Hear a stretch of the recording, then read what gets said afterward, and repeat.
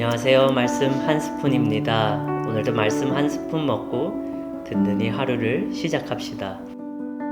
오늘 하나님께서 주신 말씀은 마태복음 1장 1절에서 17절 말씀입니다.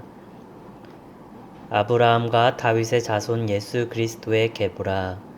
아브라함이 이삭을 낳고 이삭은 야곱을 낳고 야곱은 유다와 그의 형제들을 낳고 유다는 다말에게서 베레스와 세라를 낳고 베레스는 헤스론을 낳고 헤스론은 람을 낳고 람은 아비나답을 낳고 아미나답은 나손을 낳고 나손은 살몬을 낳고 살몬은 라밥에게서 보아스를 낳고 보아스는 룻에서 오벳을 낳고 오벳은 이새를 낳고 이새는 다윗의 왕을 낳으니라.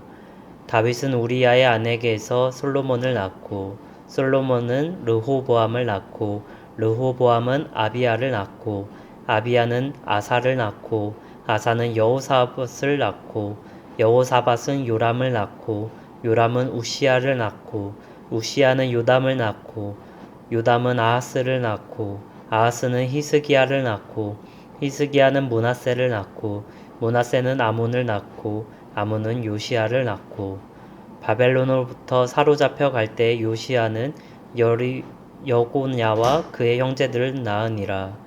바벨론으로 사로잡혀 간 후에 여고냐는 스알디엘을 낳고 스알디엘은 수룹바벨을 낳고 수룹바벨은 아비옷을 낳고 아비옷은 엘리야김을 낳고 엘리야김은 아소르를 낳고 아소르는 시독을 낳고 사독은 아킴을 낳고 아킴은 엘리웃을 낳고 엘리웃은 엘르아사를 낳고 엘르아살은 mat단을 낳고 mat단은 야곱을 낳고 야곱은 마리아의 남편 요셉을 낳으리니 마리아에게서 그리스도라 칭하는 예수가 나시니라. 그런즉 모든 대수가 아브라함부터 다윗까지 14대요 다윗부터 바벨론으로 사로잡혀 갈 때까지 14대요 바벨론으로부터 사로잡혀 간 후부터 그리스도까지 14대더라. 아멘. 여러분, 성경에서 우리가 가장 빨리 넘기고 싶은 장이 있다면 그건 바로 계보일 겁니다. 하지만 하나님께서 이 성경을 지으실 때 결코 의미 없는 이름들을 기록하지 않으십니다. 오늘 우리는 이 긴 계보 속에서 하나님의 깊고 따뜻한 마음을 발견할 수 있습니다. 첫 번째로 하나님은 불완전한 이름들을 통해 완전한 구원을 이루신다는 사실입니다. 이 계보에 등장하는 사람들을 보면 공통점이 하나 있습니다. 바로 완벽한 사람이 단 한 명도 없었다는 사실입니다. 아브라함은요, 믿음의 조상이었지만 두려움 때문에 늘 흔들리는 사람이었습니다. 야곱도 평생을 속고 살았던 사람이에요. 유다와 다말은 어떻습니까? 이 복잡한 상처에 가정을 가진 사람들이었고요. 라합은 여러 상처를 품고 살아가던 이방 여인이었습니다. 이 룻은 이방 땅에서 외롭고 가난한 시간을 보냈고요. 다윗은 하나님의 합당한 왕이었지만 또 큰 죄와 실수로 무너졌던 사람입니다. 이 이름들을 읽다 보면요, 한 가지 마음에 이런 생각이 듭니다. 하나님은 완벽한 사람을 통해 일하시는 분이 아니라 불완전한 사람을 통해서 완전한 구원을 이루시는 분이시구나. 우리는 때때로 이런 생각을 할 때가 있습니다. 나는 너무 부족한데 이런 나를 하나님께서 하실까? 사람은 누구나 약한 부분이 있기 마련입니다. 하지만 오늘 이 계보를 보면 조금 마음이 놓입니다. 하나님은 원래 이렇게 불완전한 사람들과 함께 일하셨구나. 오늘 하루도 살아갈 때 여러분 잘해야 한다는 이런 부담감보다는 지금 모습 그대로 하나님께서 나와 함께 하신다, 그 편안함을 품고 시작하면 좋겠습니다. 두 번째로 우리가 오늘 말씀을 통해서 알 수 있는 부분은요, 하나님은 우리의 과거도 구원의 이야기 속에 엮으신다는 사실입니다. 마태는 오늘 예수님의 계보를 세 부분으로 나뉩니다. 이 아브라함부터 다윗, 약속의 시대였죠. 다윗부터 포로기, 이 실패와 무너짐의 시대였습니다.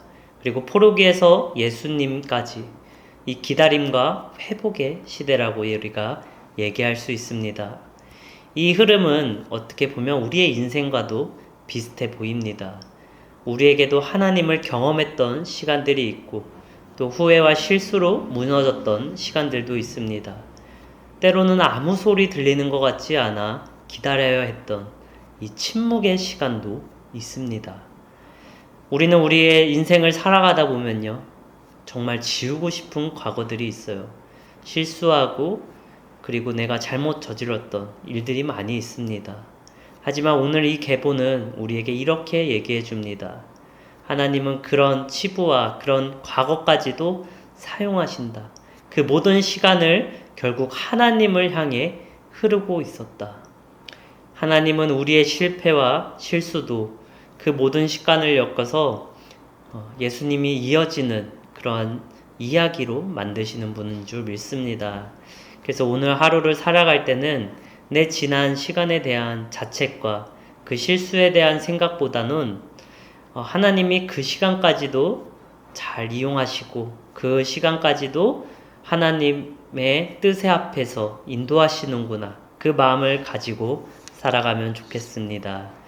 내가 지우고 싶은 순간이 사실은 하나님이 나를 이끄셨던 흔적이 될 수도 있습니다. 마지막으로 오늘 말씀을 통해서 우리가 알 수 있는 세 번째 교훈은요, 하나님은 침묵이 보이는 순간에도 항상 일하고 계신다는 사실입니다. 예수님이 오시기 전 이 400년이라는 침묵기가 있었죠.